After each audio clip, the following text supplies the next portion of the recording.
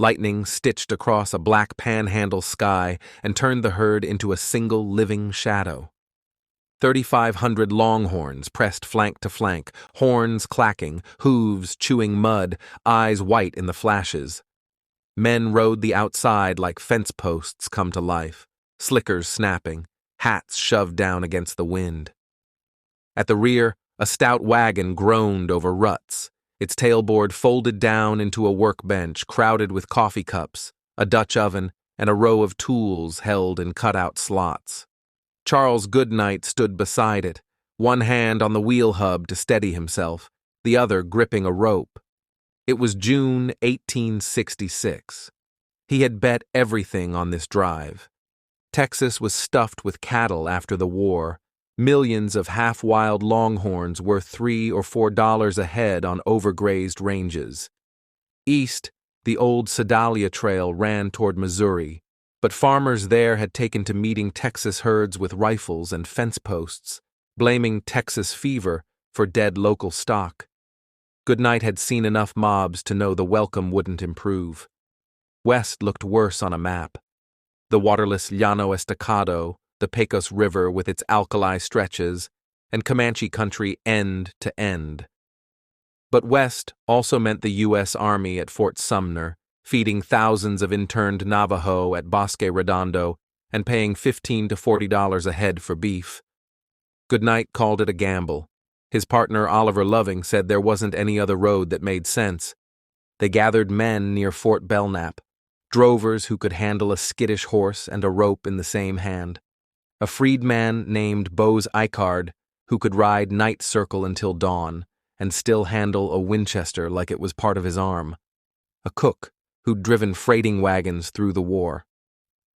Goodnight rolled out an Army surplus Studebaker and reworked it into something new.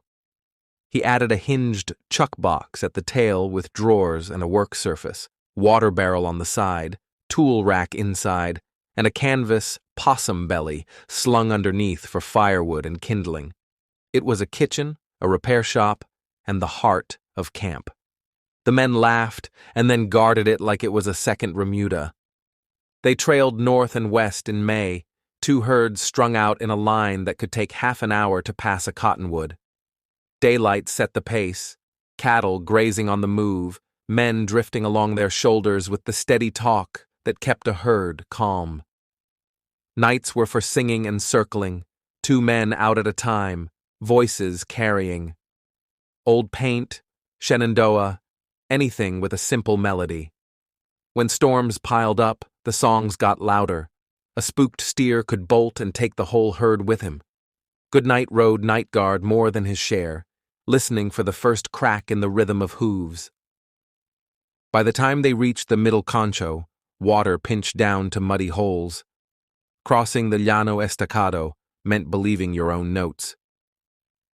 Goodnight had studied Army Scout reports and buffalo hunter routes and marked every spring someone swore would still be running. Some were dry, turned to crust that broke like old crockery under the wagon tires.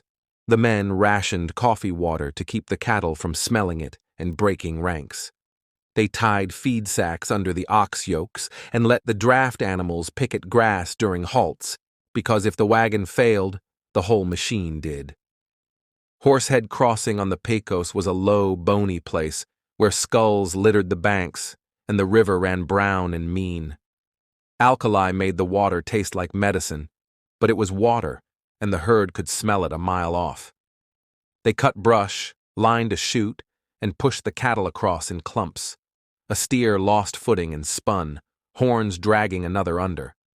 Men roped and hauled, curses and orders mixing as the river took back what it wanted.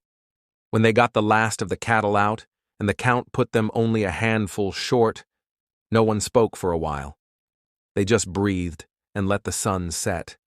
From there, they bent north up the Pecos, skirting the worst bottoms. Signs of riders shadowed them from time to time, fresh pony tracks, a single feather tied to a willow switch, the feeling of eyes. The men kept carbines within reach, and the herd tight at night. Once, in a dawn half-light, a knot of mounted Comanches showed themselves on a ridge, sat for a long minute, and rode away.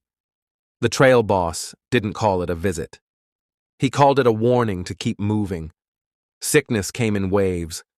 Men who'd drunk too much river water curled up with cramps and sweats. One of the Remuda horses died on its feet, still cinched, foam stringing from its mouth. They burned ticks from the hides of saddle stock and checked the longhorns' noses for the ropey discharge drovers called moraine. The herd held its feet, and the cowboys did too, because there wasn't any choice. When a north wind came, it felt like new bones in a tired back. The first real money arrived as a rumor. Buyers at Fort Sumner were desperate, and a thin herd could still fetch fat prices. Loving volunteered to ride ahead with E-card and a few hands to strike a contract and send back wagons of corn and beans. They took the fast line, sleeping by the bits, and reached the fort hungry enough to eat standing up. The place felt wrong from the first gate, dust blowing across parade ground, a sequoia, water-thin and bitter.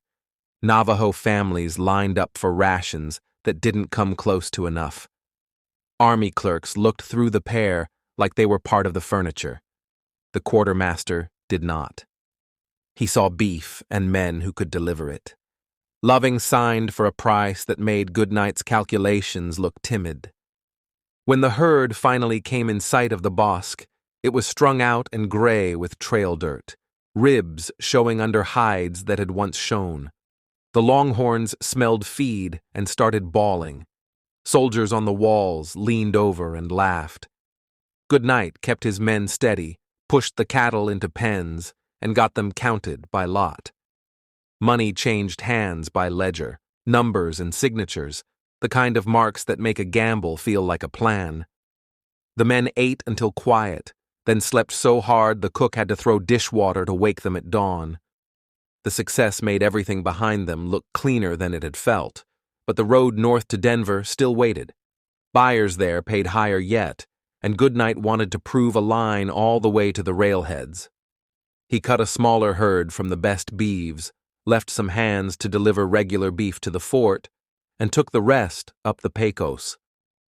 The country between there and Trinidad looked like empty on a map, and turned out to be miles of canyons that hid water in some places and hid men in others. They crossed Rattlesnake Buttes in heat that brought flies in sheets and set off a stampede when a steer kicked through a bed of rattlers. Night riders spun the lead and swung the herd in a great wheel until hooves beat a steady drum again. One man's horse stumbled in a prairie dog town. The man rolled free, shoulder broken. Goodnight set the bone himself with a stick and a strip of rawhide and left him with 2 steady hands and the wagon under a cottonwood until he could be hauled to a settlement. Near the Colorado line, they ran into the other fever, the humankind. Settlers eyed the Texas herd and remembered dead milk cows, whether the science fit or not. Goodnight kept the cattle well out on the open flats, crossed streams where no garden would be fouled, and moved like smoke past towns. The argument over ticks and disease would last another 20 years and redraw trails again and again. For now, silence and open ground were cheaper than words. Denver paid. Buyers clapped him on the back and spoke like he was bringing civilization itself. He didn't dress it up. He paid the men, restocked the wagon, and sent letters home that said only what a man needed to say. We made it. We'll do it again. Be ready when I ride in.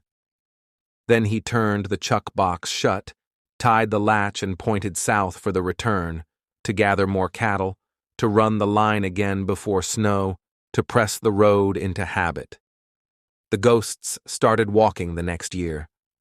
Loving, impatient and brave in equal measure, rode ahead of the herd again and met Comanches on the Pecos. He was hit through the arm and the side and lived long enough to reach Fort Sumner, where the wound turned and took him. He asked to be carried home. Goodnight did it, packed the body in tin-lined charcoal, and hauled him to Weatherford. The trail they had opened kept on, past their losses and other men's.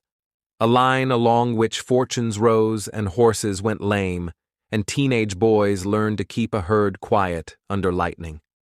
By then, the chuck wagon was a fact every outfit copied, the Pecos crossings had names, and the Army ledger showed beef delivered month by month to a reservation that never should have been there in the first place. The cattle themselves left their own fever behind. Quarantine lines crept across maps, trails shifted west toward New Mexico and north toward the railheads on the Smoky Hill and the Kansas Pacific. What Goodnight and Loving proved in 1866 was simple and hard. There was a way through country that punished mistakes, and you could ride it if you kept your men together, your water marked, and your eyes open. Years later, Goodnight would sit a porch and talk about that first run like it had happened a week before. He remembered the coffee on the wagon tongue, the way the Pecos stung your lips, the look on Loving's face when the cattle counted true at the fort. He remembered the songs on storm nights and the horses trembling under lightning. He didn't call it romance. He called it work that held or failed by the day. If you stand at Horsehead Crossing when the river runs low, the wind pulls at your hat brim and the bank caves in under your boots. The water is still alkali and mean. You can look south and see a trail made of decisions, skip the easy road, build your own kitchen on wheels, trust a partner, ride into ground where maps were guesses and danger wasn't a rumor. It was all there in 1866. So were the fever, the storms, and the debt that never quite gets paid. Thank you for listening to Deserted Trails. Subscribe for more forgotten stories from the old frontier.